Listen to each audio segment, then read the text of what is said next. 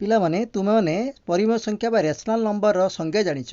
m by n ଏକ ପରିମେୟ ସଂଖ୍ୟା ହେବ ଯେତେବେଳେ m, n belongs to z ହେବ ଅର୍ଥ ପୂର୍ଣ୍ଣ ସଂଖ୍ୟା ସେଟ୍ ହେବେ ଏବଂ n not equal to 0 ଅର୍ଥ ହରଟି କେବେ ବି 0 ହେବ ନାହିଁ। mn belongs to z ଏବଂ n not equal to 0। ଆସ ପରିମେୟ ସଂଖ୍ୟାର କିଛି ଉଦାହରଣ ମନେ ପକାଇବା। 3 ବ୍ୟକ୍ତ 4 -5 ବ୍ୟକ୍ତ 6 0 25ର ବର୍ଗମୂଳ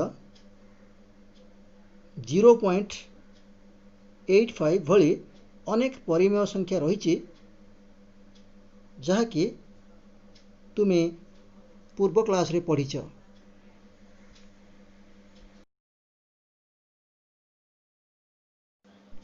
ଆଜି ଆମେ ପରିମେୟ ସଂଖ୍ୟାର ବର୍ଗ ନିରୂପଣର ସୂତ୍ରଟି ପଢ଼ିବା।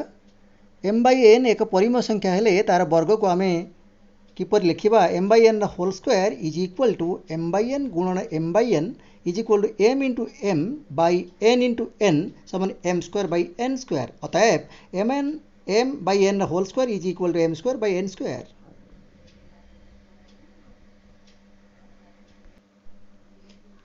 ଏବେ ଆସ କିଛି ପରିମେୟ ସଂଖ୍ୟାର ବର୍ଗ ନିରୂପଣ କରିବା। ଯେପରିକି 3 ବିଭକ୍ତ 5ର ବର୍ଗ ଇଜ୍ ଇକ୍ୱାଲ୍ ଟୁ 3 ଗୁଣନ 3 ବିଭକ୍ତ 5 ଗୁଣନ 5 ସମାନେ 3ର ସ୍କୋୟାର ବାଇ 5ର ସ୍କୋୟାର ସମାନେ 9 ବିଭକ୍ତ 25।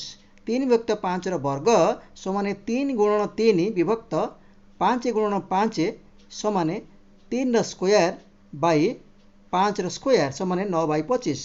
ସେହିଭଳି 0.02ର ବର୍ଗ ଇଜ୍ ଇକ୍ୱାଲ୍ ଟୁ ଯଦି ଦଶମିକ ଭଗ୍ନାଂଶରେ ଅଛି ତାକୁ ସାଧାରଣ ଭଗ୍ନାଂଶ କରିବା ତାହେଲେ 0.02ଟା ହେବ 2 ବାଇ 100ର ବର୍ଗ।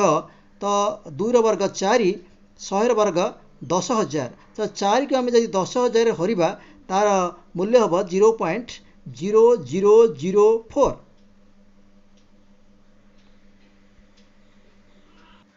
ଏବେ ଆସ କିଛି ପୂର୍ଣ୍ଣବର୍ଗ ସଂଖ୍ୟା ଚିହ୍ନେଇବା। ତ ଏହି କ୍ରମରେ ପ୍ରଥମେ ମୁଁ 121 ବାଇ 625କୁ ନେଇଛି। ତ 121 ବାଇ 625 ଇଜ୍ ଇକ୍ୱାଲ୍ ଟୁ 11 ଗୁଣନ 11 ବିଭକ୍ତ 25 ଗୁଣନ 25। ତ 121କୁ ମୁଁ ଲେଖିପାରିବି 11 ଗୁଣନ 11 ବିଭକ୍ତ 25 ଗୁଣନ 25 625 କି ଲେଖିପାରିବି।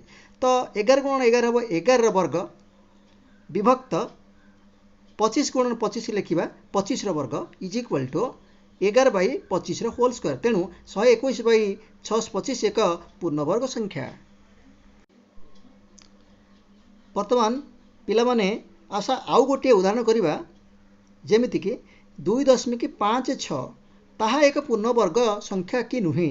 ତ ଦେଖିବା ପ୍ରଥମେ ଯେ 2.56 ଯଦି ଗୋଟିଏ ଆମର ଦଶମିକ ଭଗ୍ନାଂଶ ହେଲା ତ ପ୍ରଥମ କାମ ହେଉଛି ଆମେ ତାକୁ ସାଧାରଣ ଭଗ୍ନାଂଶରେ ପ୍ରକାଶ କରିବା। ତ 2.56କୁ ଯଦି ଆମେ ସାଧାରଣ ଭଗ୍ନାଂଶରେ ପ୍ରକାଶ କରିବା ତେବେ କେତେ ହେବ ନା 256 ବିଭକ୍ତ 100। କାରଣ ଦଶମିକ ବିନ୍ଦୁ ପରେ ଦୁଇଟା ଅଙ୍କ ଅଛି ତ 1ରେ ଦୁଇଟା ଶୂନ ଦେବା ତ ହେବ 256 ବାଇ 100। ତ ବର୍ତ୍ତମାନ ଆମେ ଜାଣିଛେ ପିଲାମାନେ ଯେ 256 କାହାର ବର୍ଗ? ତ 16ର ବର୍ଗ। 16କୁ 16 ଗୁଣିଲେ ଆମେ ଜାଣିଛେ ପିଲାମାନେ 256। ସେମିତି 100 କାହାକୁ ଲେଖିବା ନା 100କୁ ଲେଖିବା ଆମେ 10 ଗୁଣନ 10। ତ 16 ଗୁଣନ 16କୁ 16ର ବର୍ଗ 10 ଗୁଣନ 10 ହେଉଛି 10ର ବର୍ଗ। ତ ଆମେ ଏଇଭଳିଆ ଲେଖିପାରିବା 16 ବାଇ 10ର ବର୍ଗ। ତ ଆମେ କହିପାରିଲେ ଯେ 2.56 ଏକ ପୂର୍ଣ୍ଣବର୍ଗ ସଂଖ୍ୟା।